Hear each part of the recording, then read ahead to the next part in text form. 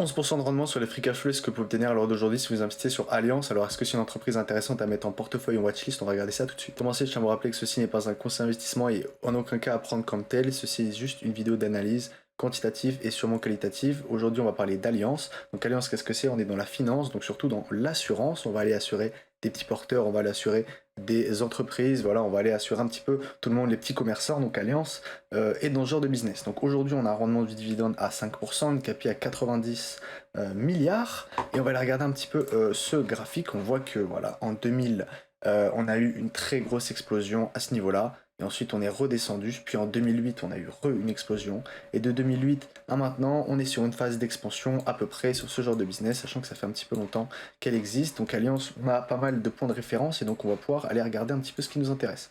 Alors nous, ce qui va nous intéresser en tout cas pour Alliance, ça va être le nombre de volumes de personnes qui souscrivent à une assurance. Est-ce que ça augmente ou est-ce que c'est les prix qui augmentent? Ça, c'est quelque chose à aller regarder. On va aller regarder les revenus totaux qui augmentent de cette entreprise de manière croissante et de manière assez stable, même si vous voyez qu'à certains moments, on va avoir des regains quand potentiellement on peut avoir des personnes qui vont se désinscrire ou des assurances qui arrivent à leur terme. Combien on a de turnover? C'est des métriques à aller regarder. Alors, on va aller regarder un petit peu le revenu net, on va le comparer au cash flow parce que c'est important sur ce genre d'entreprise. Vous voyez que le revenu net est à 7 et le free cash flow est à 24. Pourquoi? Parce qu'on va avoir énormément de dépenses d'investissement et de placement. Vous voyez qu'ici, 18, 22, 14, 23. Donc pourquoi est-ce qu'elle achète autant de placements? À vous d'aller regarder ça. Par contre, pourquoi est-ce qu'en 2022, on a fait si peu d'argent? Vous voyez, cash lié aux activités d'exploitation, qu'est-ce qui s'est passé? Un besoin de fonds de roulement à 19 milliards et on n'a aucune information, étant donné qu'on est sur des entreprises assez, on va dire, opaques, on est sur des très très grosses filiales de finance, donc il y a beaucoup de choses à regarder. Et il faut aller regarder les rapports semestriels et surtout aller écouter les webcasts, avoir confiance aux managers et aller regarder la gestion du risque. Parce que sur les financiales, on va avoir des statistiques et des ratios cours-bénéfices qui vont être assez stables. Vous voyez que là, on était sur un 10, on est monté jusqu'à 13, ça veut dire qu'on ne bouge pas, le total d'actions, on en achète, on n'en achète pas, etc.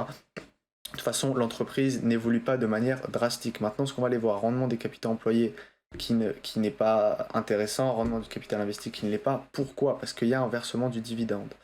Marge opérationnelle qui baisse, marge nette à 5% qui baisse en moyenne. Donc on est sur une entreprise qui ne va pas forcément être bien gérée, mais elle a un intérêt à juste vous verser un dividende croissant chaque année. Son bénéfice, voilà, vous voyez qu'il est censé augmenter de manière importante avec le rachat d'actions et avec voilà, son revenu qui devrait augmenter et atteindre les 163 milliards en 2026. Et donc ils estimeraient que ce revenu-là pourrait nous rendre un bénéfice net d'à peu près sur une année. Maintenant, vous le voyez ici, le total de dividendes qu'on verse par espèce représente 3,96 milliards. Et pourtant, on est sur un rendement du dividende à 5%. Sachant que vous voyez qu'ici, on est par le bénéfice par action, donc l'EPS, sachant que ce bénéfice n'est pas calculé sur le free cash flow, mais est calculé sur le rendement le rendement des bénéfices nets. Donc si on devait le faire en termes de cash flow, on va aller le faire ici un petit peu pour aller regarder. Donc si on a un cash flow à peu près de 30 milliards, on va aller le prendre un petit peu une médiane, donc on va aller prendre un 20.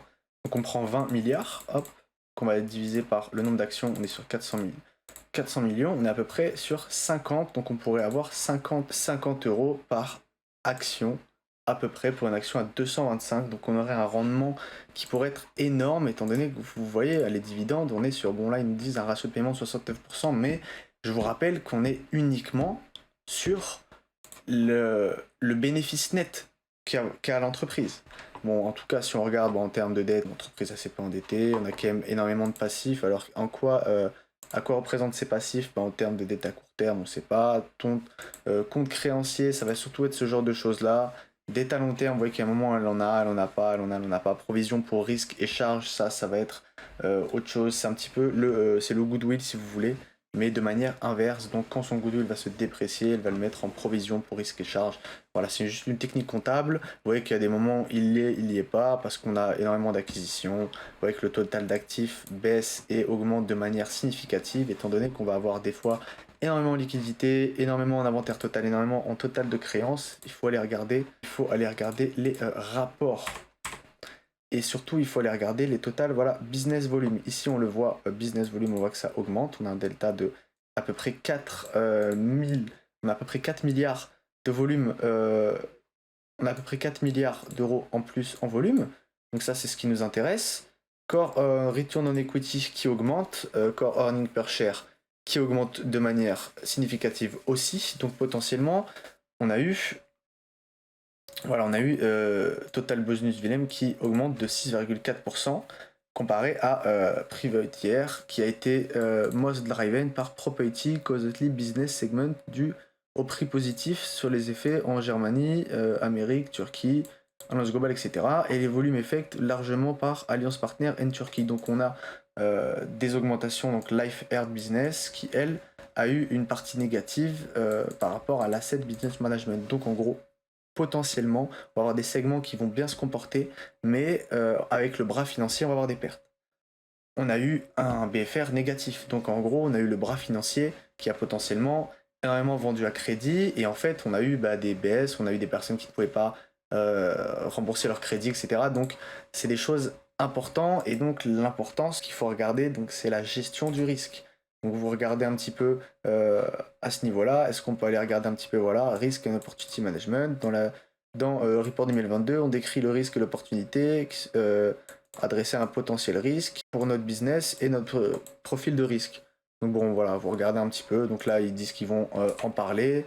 Maintenant, où est-ce que c'est exactement? Voilà, et là, ils nous disent une augmentation de 20% en grosse. On a surtout eu des augmentations en Turquie et en Allemagne, là où on a le cœur du business, ou en tout cas l'entreprise est positionnée. On a voilà, une très faible augmentation des opérations de réassurance en France et en Germanie. Et là, si on regarde voilà, en asset management, on voit qu'on a des baisses de revenus à ce niveau-là. En operating profit, on a des baisses. Le net income, il baisse, mais enfin, il baisse par contre. Non, le net income, lui, est positif comparé au 2022 où il était négatif. Donc ça, c'est ce que je vous avais montré. On a eu des operating revenus intéressants, mais par contre, le net income négatif, c'est-à-dire que le bras financier a perdu de l'argent.